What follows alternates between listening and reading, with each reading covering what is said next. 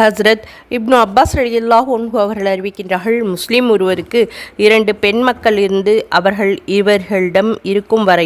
இவர் அவர்களிடம் இருக்கும் வரையோ நல்ல விதமாக நடந்து கொண்டால் அந்த 2 பெண் மக்களும் அவரை அவசியம் சொர்க்கத்தில் புகுத்தி விடுவார்கள் என்று ரசூலுல்லாஹி ஸல்லல்லாஹு அலைஹி வஸல்லம் அவர்கள் கூறினார்கள்.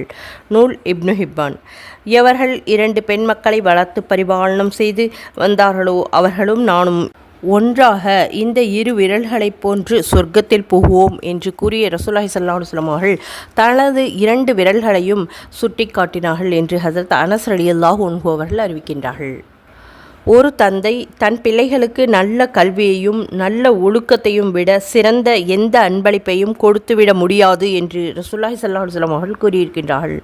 இதை போன்ற சிறப்பான ஹதீஸ்களை தெரிந்து கொள்ள நமது சேனலை சப்ஸ்கிரைப் செய்து பிளேலிஸ்டில் சென்று மற்ற பயான்களையும் பார்த்து பயனடையுங்கள். ஜஸாக்கல்லாஹு ஹைரா. அஸ்ஸலாம்.